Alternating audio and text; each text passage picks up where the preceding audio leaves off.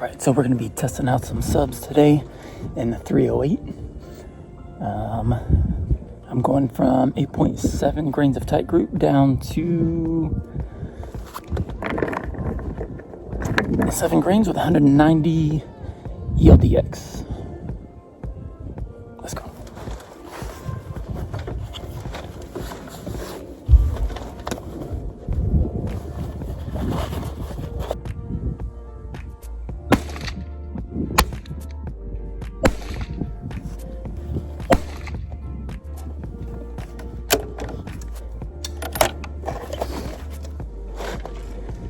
Tight group 8.7, I'm showing 1150.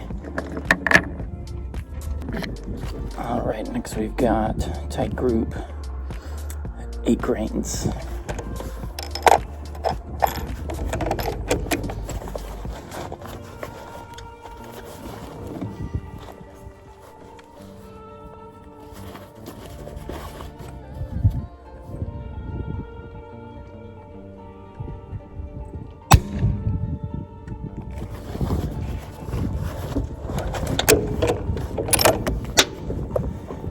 And at 8 grains, I'm showing 962. Okay, so at 8 grains, I'm at 962 feet per second. I don't really want anything lower than that, so I'm only doing 0.5 increments. So I'm gonna go ahead and stop there. I had 7.5 and then 7, but I think that does run the potential of maybe lodging the bullet in the barrel, and I don't want something catastrophic to happen. So we're gonna stop there, and I'm gonna work up some new data in between those and figure out a good spot. And we're gonna go ahead and switch over to the 6.5 Creedmoor Subsonics with tight group.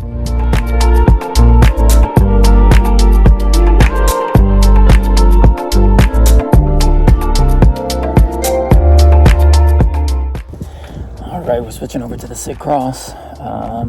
8 grains of tight group, 140 grain bullet to the hollow point. Let's see how it works.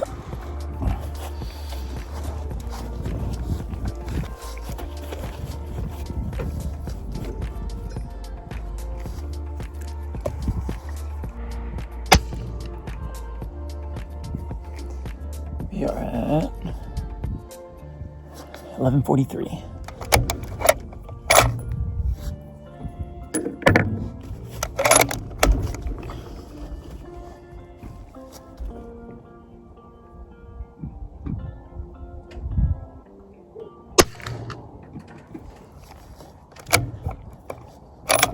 And that one went 1187. We could hear it crack just a little bit. So we're gonna go to, this is 7.5 grains.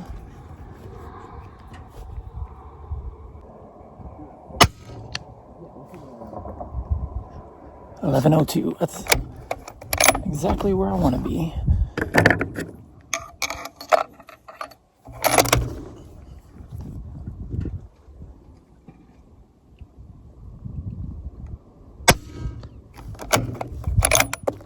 $10.99.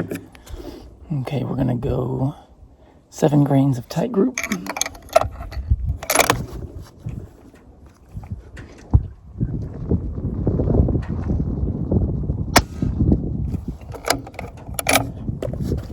$10.05.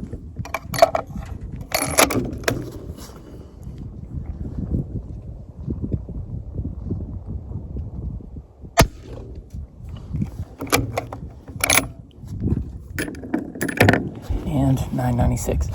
So looks like tight group is a good potential replacement for Trail Boss, since you can't get it right now, but the extreme spread, I'm sure, is going to be significantly more. So we'll keep running these, see how they go.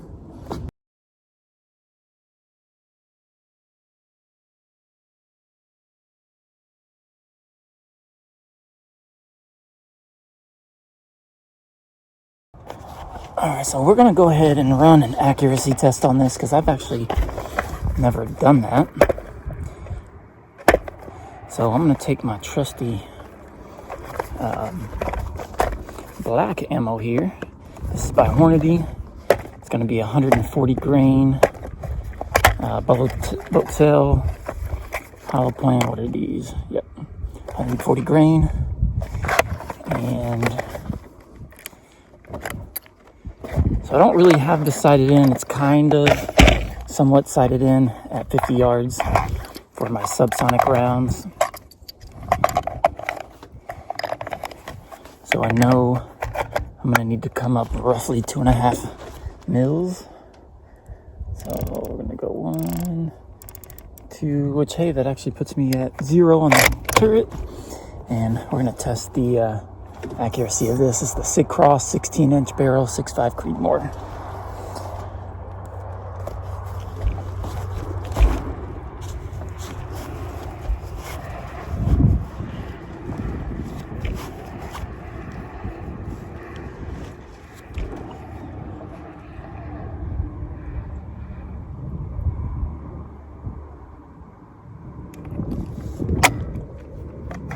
Actually, I take that back. I forgot I got a pistol can on here that is not rated for these.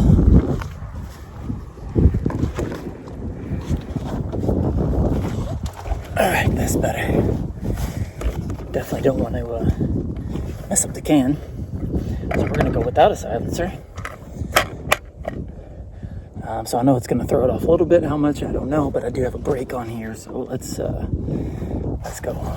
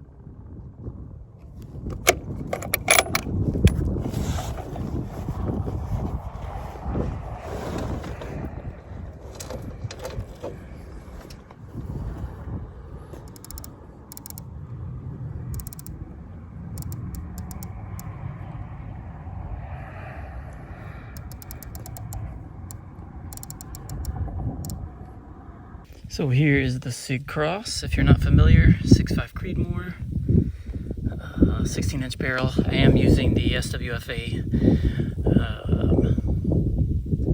fixed power 20. So I got the thermal by Sightmark, and I wanted to have a dedicated setup. Since I'm a bolt action guy, I wanted something kind of lightweight. I decided I was going to go with the Hornady VMAX 95s. I had this rifle all set up for that, and I did run a couple rounds just to quickly sight it in. It's not what I would consider zeroed. I did get one pig with it, and then I ended up switching guns. I was running the thermal on my blackout, but so I decided to go ahead and put this scope on there and actually test it for accuracy. So it's advertised as a lightweight precision / hunting rifle, and I was like, okay, cool. All of the reviews I've seen on it said that it's not what they would consider a precision rifle. This is my first group right here. So this was a sighter, because I don't have the scope sighted in. So I bore sighted it. I ran a couple subs to test those out. And then it was the first, it's a 4-shot group. That is definitely, I'm gonna say within the half to maybe just a little bit over 0.6. I'm gonna say it's probably gonna be, if this is the way that goes, I'm gonna say it's probably safe to say precision rifle, maybe PRS setup, I think would be an excellent lightweight hunting rifle. That was my intent and purpose for it. So let me shoot another group. Let me go 5 rounds and see what happens. Now, it is fairly windy, as I'm sure you can hear.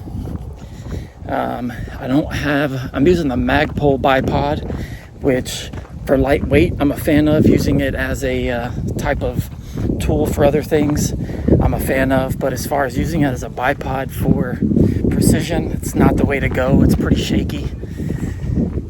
So I don't have the most stable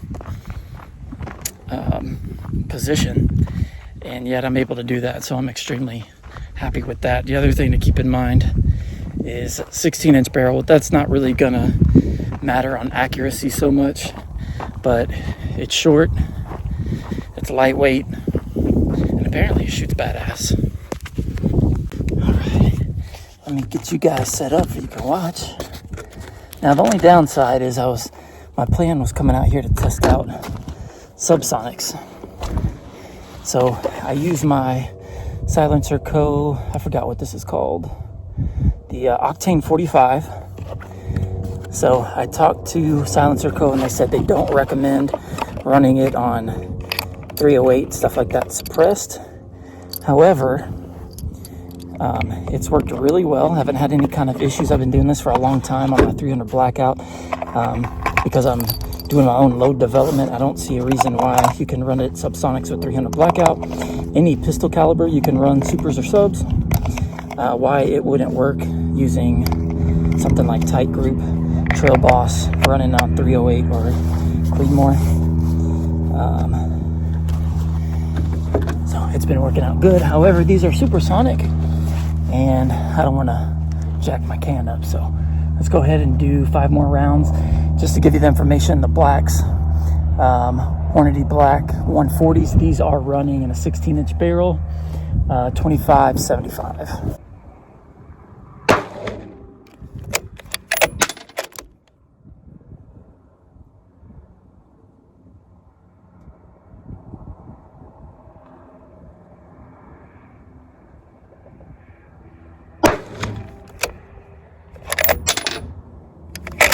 And our group is still looking great. That one was actually hole in hole.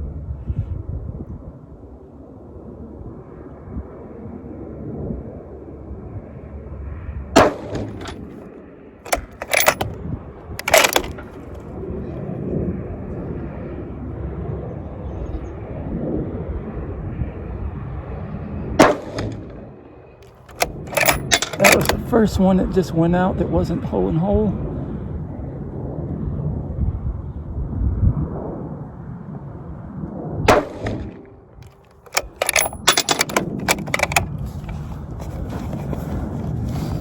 Let's take a look.